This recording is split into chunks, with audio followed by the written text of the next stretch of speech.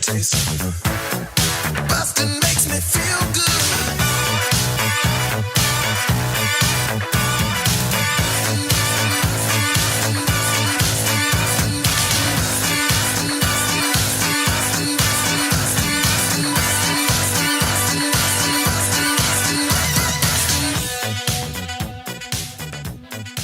Hi, everybody. Welcome to Blockbusting, the podcast where we love to hate movies. I'm your host, Jay Light. Joining me today, the person who I just found out is my neighbor. It's Dana Schwartz. Hi. Thank you so much for having me. Thanks. I feel for like doing neighbor the is a show. very relative term. We're like two full neighborhoods away in Los Angeles. In Los Angeles, that's close enough, though. Yeah. The city's so spread out and sprawling. We're neighbors. We're a 14-minute drive away. Yeah, we're a full almost 15 miles away by highway. But you know what? That's close enough.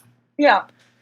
I'm very excited to have you on. You got a pretty great body of work. You understand writing, and I was intrigued by your pick because it's a movie that I have a soft spot for from when I was a kid, and rewatching it again yesterday before this brought up some memories again, and it's going to be interesting. It's Shrek. Yeah, it is You hate Shrek. Shrek. Okay, I want to make myself like so clear. It's a movie for children, and so I don't want to be like, oh, I hate Shrek. Like, I just think that Shrek gets celebrated grossly disproportionately to how good it is.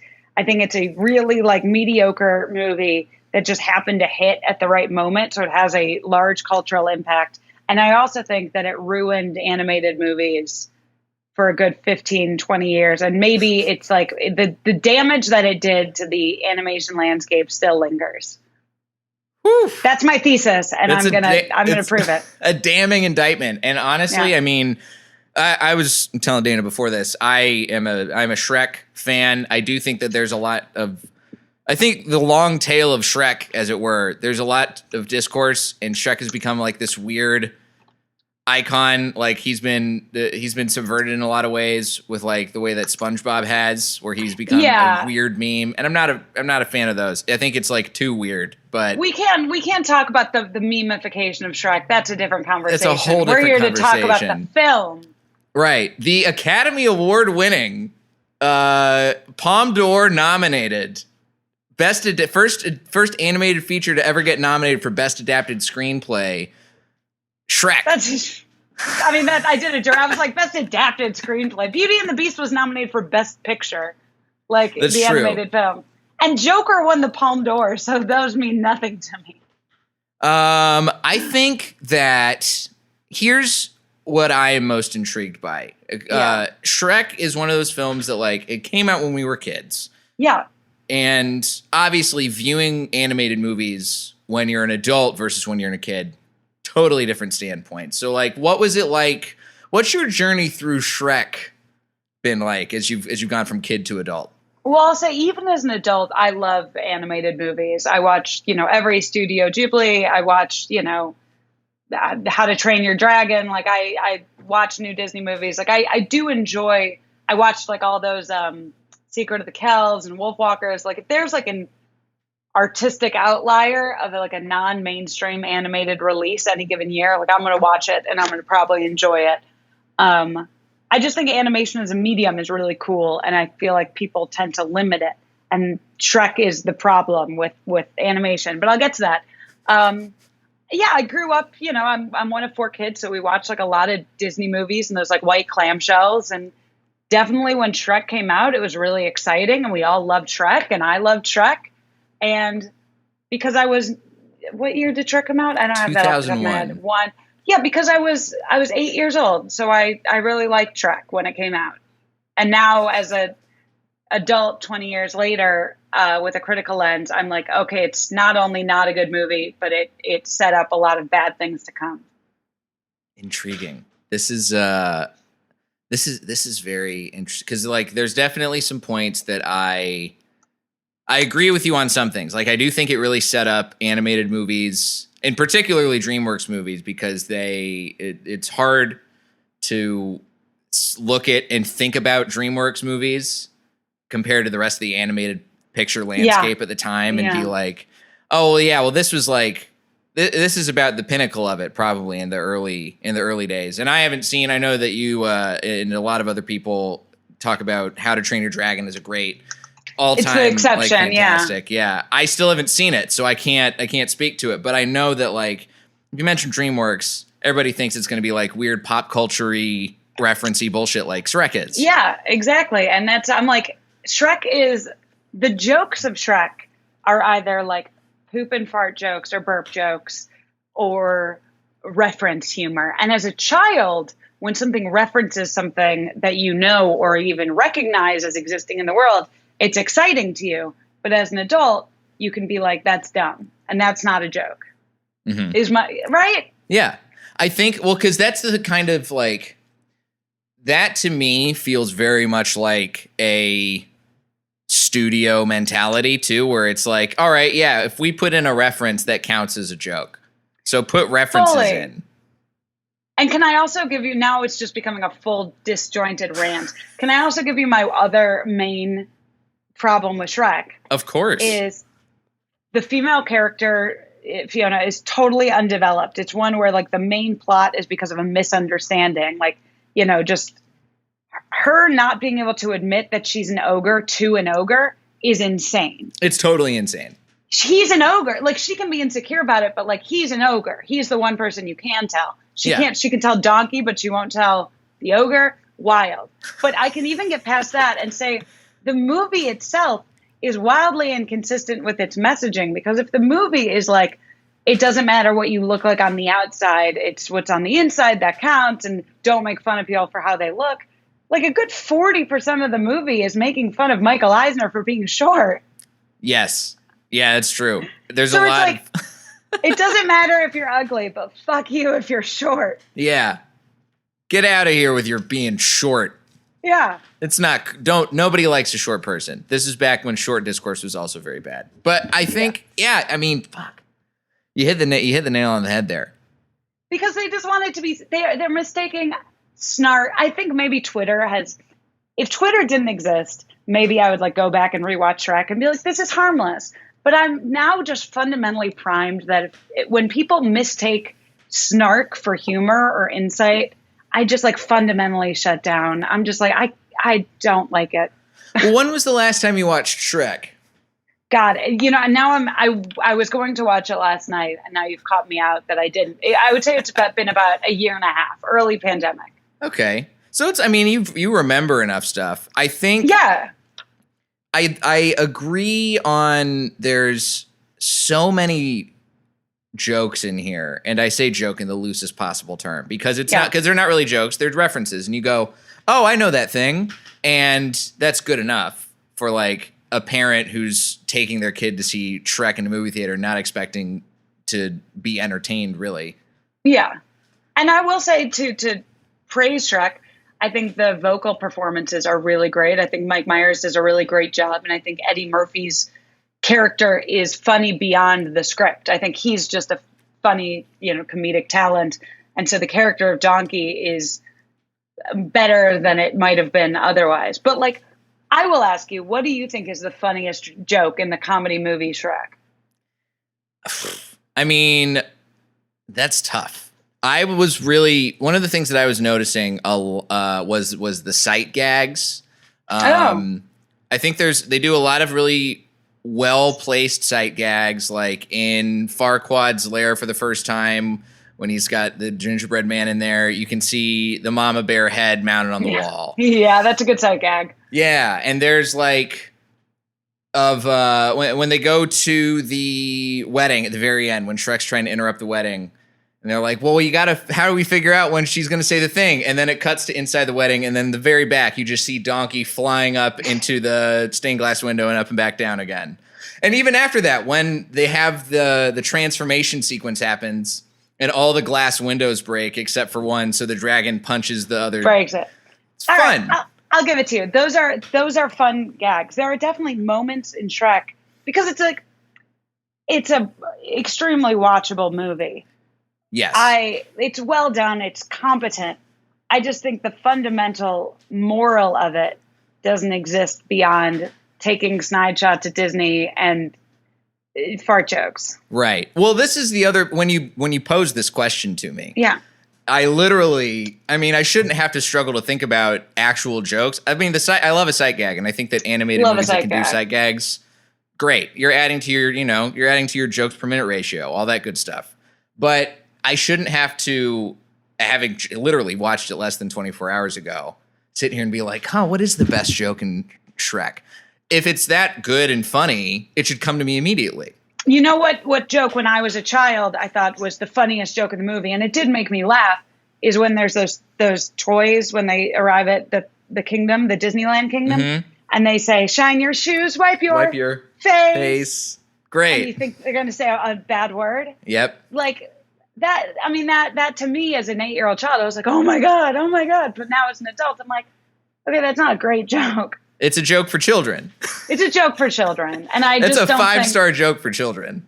It's a great joke for children. And I just think that the animation landscape has so many movies that like have much more nuanced and interesting jokes and things happening that I'm like, why does Shrek get so much attention?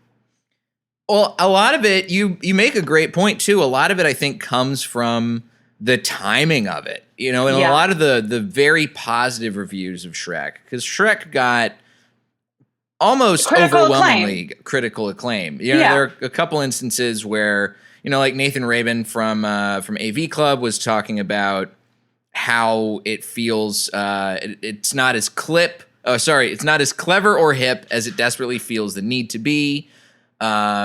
It's got a number of touching, funny moments, but it doesn't have the intelligence or wit that some other animated movies do. Right? And I'll even say it is hip, but hipness doesn't age. Like, it's very hip. It's like it hit at this moment where like the Disney tower was really falling. Like Disney didn't quite figure out what to do with animation. They had sort of stopped making original musicals. They were sort of trying to make more edgier adult comedies, and they were whiffing, on like Treasure Planet, and, even like the Emperor's New Groove was a whiff for them, even though I like that movie Emperor's more. New Groove. It's such Me a shame. too.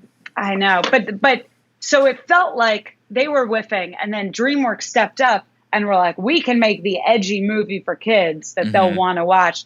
And they, hit it out of the park. But I think you're looking back and you're like, this was a time before Pixar movies. Like, this was a time before people realized that you could tell like really interesting, more profound stories for children that don't rely on like, oh, I get it, that's from The Matrix, or like, oh, it's like Cinderella, but like weird, but twisted. Right. It's a kind of movie that it felt more groundbreaking in the time than it actually was. Yeah, and I think that it gets a lot of like residual goodwill because it was the first animated movie that like wasn't precious, that it was like, whoa, look how like zany it is. But I think that doesn't make it good. Right. Yeah, I think, I've said this before about movies that seem in the way that Shrek kind of has, where it like sets a bar, and then over the years you watch movie after movie clear that bar. Yeah. And then you go back and watch Shrek, and I enjoyed watching Shrek again, and I think the fact that I had to sit here and realize that like the entirety of Shrek basically washed over me as I watched it, and it's not really, other than, there's a plot and they go on a journey and they do the thing. I can't really remember, like there's not a lot of standout moments that really feel like they captured me. Nothing is unexpected in Shrek. Like, I think the only original idea that the movie actually has is that, sometimes you can fall in love with someone even if he's ugly, which like Beauty and the Beast did. Mm-hmm. But also Beauty and the Beast did in 1816. It's like that's an old message. And then also like ogres are like onions. Yeah. Which is like an iconic line, but it's not saying much. It's not like having any ideas. And then you compare that with a movie like, The Incredibles, which comes out just a few years later, Finding Nemo, which comes out, a few years later. And you're like, oh, those are movies that do things that are unexpected, that have, new ideas. But I'm not just like a Pixar Disney, like I think How to Train Your Dragon is really unexpected and smart and has ideas, and I just don't think Shrek does. I think Right. Shrek's only idea is like, how can we be twisted? How can we be zany? Yeah, I think they're even like, some of my favorite movies, animated and otherwise. Coraline, I think, is a really great movie, and Fantastic Mr. Fox is in my top 5. Yeah. Oh, brilliant. But those are the kind of movies that, like, they don't feel like they have, for whatever reason, the critical outpouring of love that Shrek does. And that's not to say, like, those movies have obviously come from, like, new studios and different filmmakers. Yeah. And I think there's good filmmaking in Shrek. Like, that final sequence, the montage where after Shrek has left Princess Fiona with Farquaad, you mean and doing the song, the Hallelujah, the Hallelujah montage? song. I mean, the Hallelujah montage. That's like Iconic. That's up there. You can't. Because it's like, you have the match cuts and you have the music and this wonderful emotional moment. And you're like, they did the thing. They did it right. Yeah.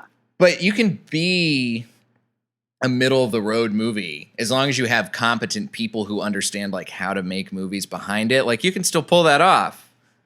I'm so glad that you brought up Coraline, because I think what I love about Coraline is it's funny, but it doesn't, like, condescend to kids. Mm-hmm. I think Coraline, I'm not a parent, and I'm, I guess, like a millennial adult, but, like, I kind of think the best thing about kids is they don't need things over explained to them, and they're weird.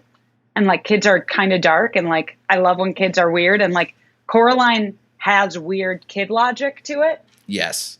Which I just find so beautiful and charming. And I think that movie does incredibly successful artistic things while also being an entertaining and genuinely scary movie. So I'm like, yes, those movies exist. So why did Shrek get, I don't know. Why did Shrek get the Palme d'Or?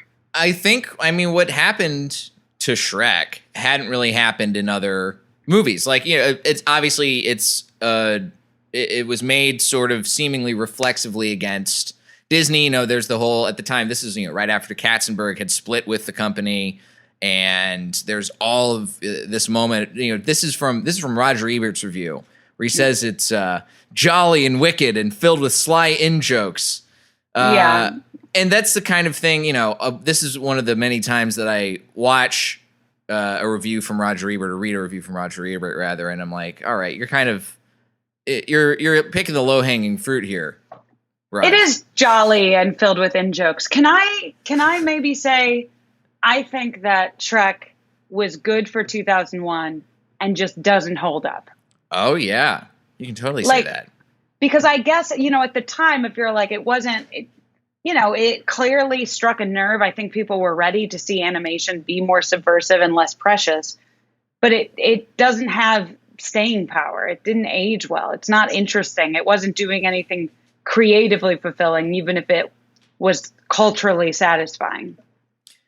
But here's a question that I'm curious if you have an answer for this. Yeah. I certainly don't. So, some of the other movies we talked about that had come out around that time, the one that most comes to mind is Emperor's New Groove. Yeah, which I genuinely do love. Genuinely love Emperor's New Groove. And that movie had, it didn't feel precious. It felt like it wasn't being condescending to kids. Like, there's a lot of lasting jokes in there and stuff that works over time. Yeah. Why do you think that stuff like that got overlooked and does not have the relevance now that Shrek apparently does? Like, there's no Emperor's New Groove franchise. Shrek has a fucking fighting game based off of it. Kart racing games. Yeah. That's a really good question. I think that's twofold. It's like the Disney studio was, not knowing what to do at the time. Like, here's a weird thing. I love the movie Treasure Planet.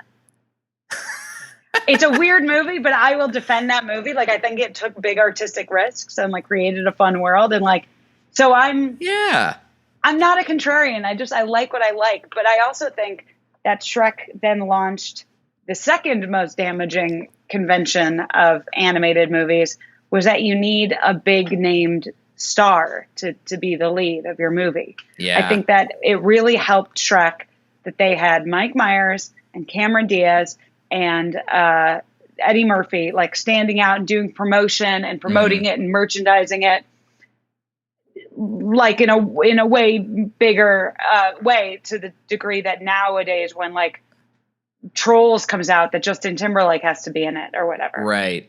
Like I mean, that it's set up that like you need when an animated movie comes out, you hire a big celebrity so that they can be on a talk show.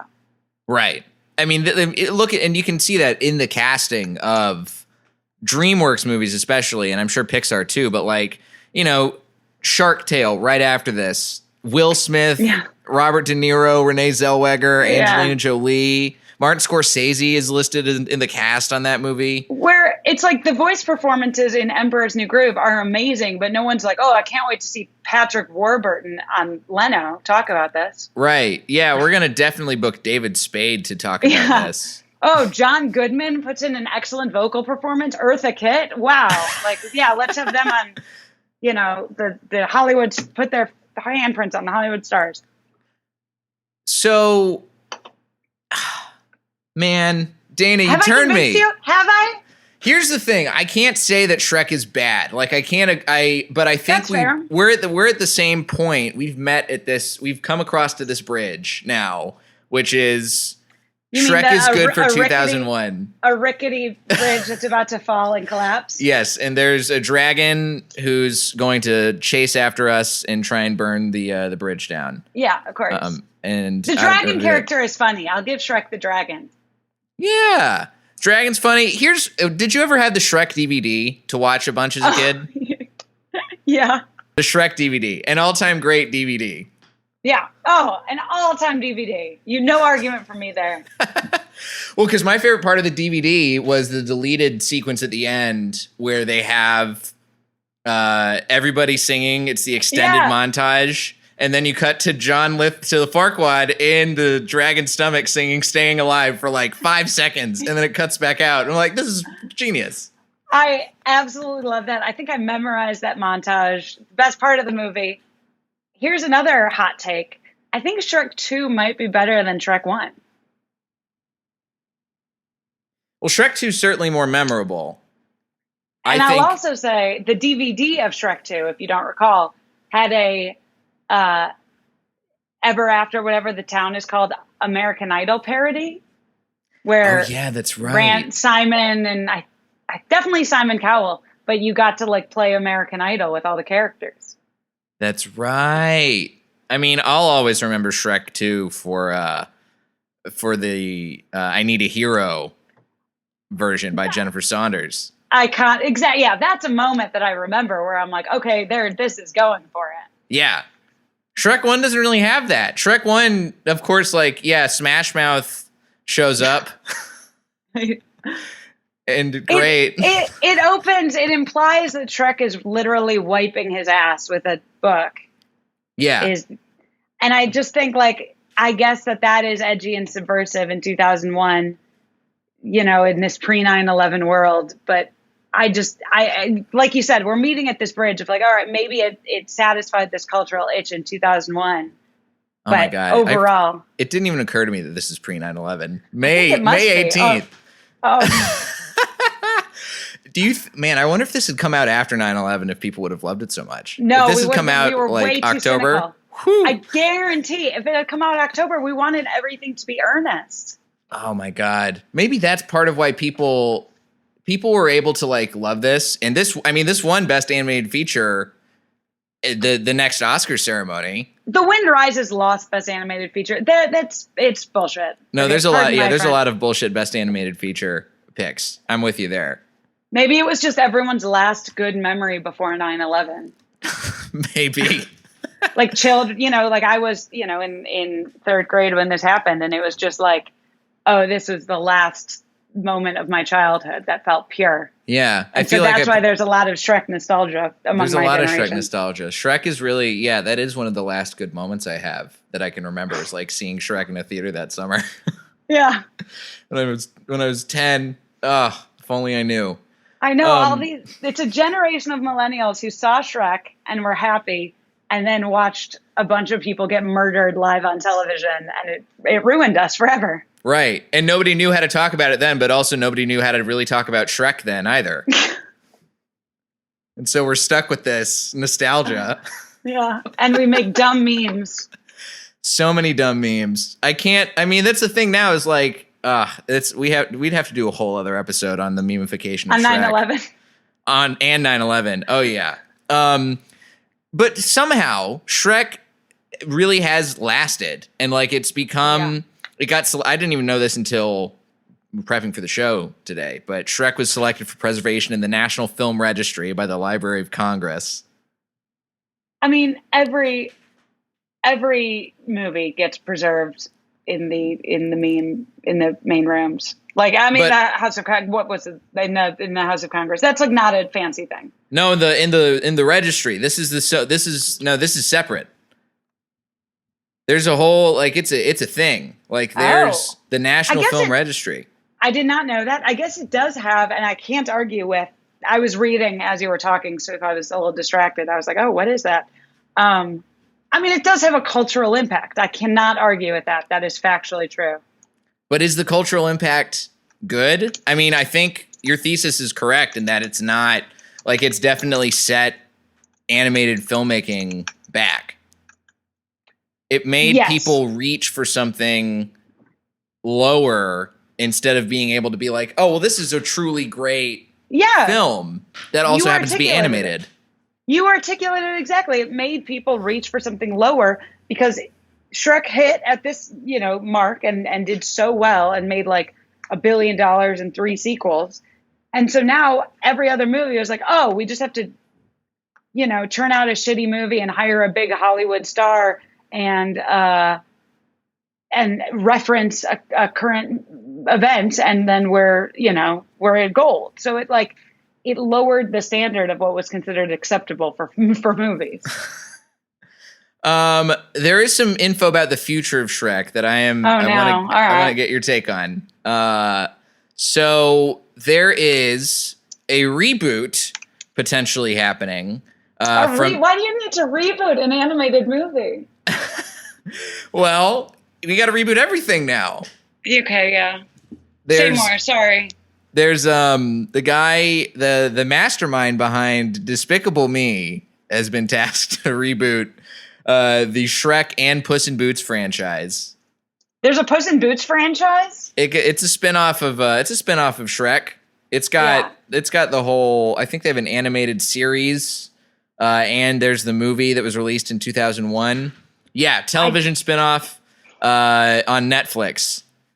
I've been totally unaware of all this. Oh yeah, Antonio Banderas, Salma Hayek, Zach Galifianakis, Billy Bob Thornton, Amy Sedaris is in it. Wow, what a cast! Directed by Chris Miller. I mean, great. Good. Oh, not Lord Miller. Chris Miller, different guy. Oh, different Miller. That's like when there was a Coen brother who Bill Murray thought was directing Garfield, and that's why he did it, but it was a different Joel Coen. Different Coen. Oh. Oh my God. Well, this is the crazy thing. So I don't know where you stand. I haven't really seen, the most I've seen of Despicable Me is probably like standing in line for something at Universal Studios. If they showed clips of it, it's obviously become about as memeable as Shrek thanks to the Minions. But I don't know. I don't think we need a reboot of Shrek from that standpoint. We don't need that cash grab. I mean, it would be interesting to see a reboot of Shrek if it tried to be really like creatively risky and like really tried to do something. That'd be kind of fun. But like, I feel like Shrek is so firmly in the zeitgeist that how would you do a reboot when people already are just watching Shrek still? I don't know. What would you think if you got tasked to reboot Shrek? Yeah. What's your variation? How do you flip it to make it feel relevant? I mean, you take this fairy tale world that's established. Shrek is like an old man in this, and Fiona's dead. He's like, he has to be back to being a curmudgeon, right? He can't be like likable again. He's an old curmudgeon, and it's sort of like a young ogre comes to him. And Shrek has to learn that he can't pull up the ladder behind him. Like, now life is really easy for ogres. And, like, oh, everyone likes ogres. And Shrek's kind of resentful of it because of, like, he had a lot of trouble. And so he has to kind of learn not to be a ladder puller and, like, to accept that, like, progress happens. And just because you struggle, you can't judge those who come after you. There you go. And then you get Liam Neeson to do the voice of old Shrek. Yeah. Liam Neeson is old Shrek and Timothée Chalamet is young Shrek. There you go. Sold. Yep. Print it. Anybody from DreamWorks listening, get Dana on the phone. The other question I have, and I think, we've sort of talked about this a little bit, but DreamWorks is known for In the Wake of Shrek, in the giant slimy wake of Shrek, that he rifted through the swamp of DreamWorks films. Yep. There's only really one standout that people have looked at, and that's How to Train Your Dragon. And, as somebody who hasn't seen How to Train Your Dragon, who's heard nothing but great things about it, why should that be the high watermark now that people look at in terms of what people can aspire to filmmaking-wise, animated-wise, all that good stuff-wise? How to Train Your Dragon is genuinely maybe one of my top 10 animated movies. I don't know of all time, but, like, possibly. I haven't made that list, but, like, it's unexpected, it's simple, it's beautiful, and it has some of, like, the best music and most beautifully animated scenes in any, like the praise that's been given to WALL-E, I feel like, for the scenes of, like, WALL-E, just flying through space, should also be given to the scenes of the flying and How to Train Your Dragon with the score. I also cry every single time I watch How to Train Your Dragon, and it's multiple times. I gotta watch this movie. The first one, I mean, sequels are sequels, but, like, the first one really hits it of what you want in an animated movie, which is, like, it has heart, it's funny, but it then, makes you feel in an unexpected way. And I'm guessing it probably doesn't do that while also making a bunch of pop culture references. I think almost no pop culture references. It takes place in, like, I think the comparison to Shrek feels apt because they're both in, like, sort of magical worlds. But it's a world that actually feels not real, but, like, lived in, as opposed to, like, a world that just is, only exists for the point of visual gags. Mm-hmm. Now that you really, you got me thinking, I think maybe what Shrek was able to capture was people wanted to see somebody give the middle finger to Disney. Yeah. And that's really it. Like, if you look at some of the other stuff that has won, especially from not just a critical standpoint, from an award standpoint, the other stuff that has won Best Animated Feature, it is largely movies that are earnest and are not just, like, winking and, like, look at how fucking cool and clever we are, Yeah. Your Spirited Away, your Finding Nemo's, The Incredibles. This was also, it was the first, and like, when they had nominations for animated movies, and, like, the other nomination is Jimmy Neutron Boy Genius. So like, they didn't know what to do with that category yet. And I think, Monsters Inc., I would have picked that as the winner that year, but everybody's like, Shrek, yes. Yeah. Give it to Shrek. Give it to our green child. Yeah. But even now, like, Spider-Man Into the Spider-Verse, that's going to go down not just in the canon of, like, all-time great animated movies, but I think in all-time great movies.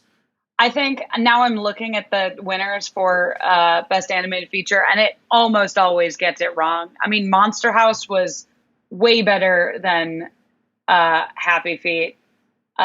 Coraline and Fantastic Mr. Fox are way better than Up. Yeah, I love Fantastic Mr. Fox so much. And I think How to Train Your Dragon is better than Toy Story 3. Toy Story 3 is my least favorite of the quadrilogy. Interesting. Wait, what's your favorite? The second. Okay, second one's really I think really it goes second, first, fourth, third. What's your ranking? I would say, God. I mean, I like 3 a lot. It might go 3, 2, 1, 4. 3 is your favorite. It might be. I think 3 is my favorite because, again, I haven't seen the Toy Stories in a while, but like 3 lingered with me in a way that, and I think it's because I was watching it as an adult for the first time. I haven't seen the other 2 Toy Stories as a kid or since I was a kid. I'm sure if I watched them now, I would probably appreciate some of the sequences and the storytelling more. But like, I was in New York that summer, and I was like, I saw a matinee, and I was like clearly the only adult who was unaccompanied with a child, and I was just sitting there like softly crying to myself. He was heaving with tears watching that in the theater. Yeah, it is what it is.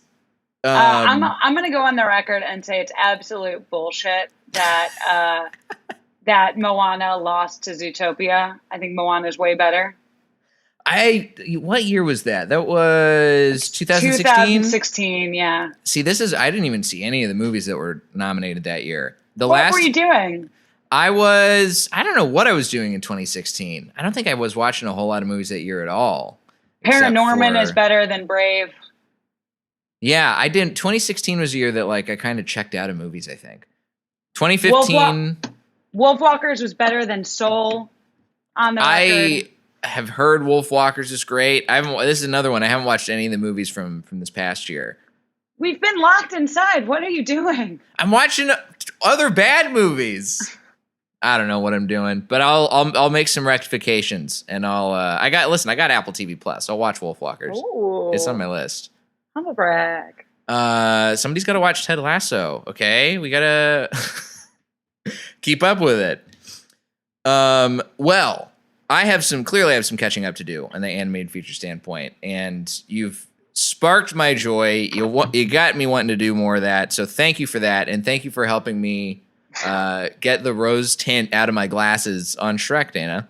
I'm here to help. Well, I hope I'll run into you in the neighborhood. I hope you will on our long drives around East LA. Yeah, we'll meet maybe halfway on the freeway. Yeah, maybe we can wink at each other on the 110 or the 5 sometime. Yeah. You've got some cool stuff coming out. You got social media people should follow. Plug your things. Where can they follow you? Where can they find you? What should they check out of yours? Follow me on Twitter or Instagram at Dana Schwartz with 3 Z's. I have a podcast called Noble Blood where I am not a snob about animated movies. It's a history podcast where I talk about royals and nobles throughout history and weird things that happened to them. I have a book coming out called Anatomy, a love story that you should pre-order wherever books are sold. And then you should just go on my Twitter and say nice things to me because I'm very insecure all the time. Great. Do all that stuff. You can find me at Diet J on Twitter and Instagram, jlightcomedy.com for show dates, both live and live streamed. If you like the podcast, tell a friend. Consider subscribing to the Patreon. You get bonus episodes, access to my film library, all that good stuff. Dana, thanks again. Thanks so much. All right, stop and record. This has been Blockbusting. Go see something good for a change. We did it.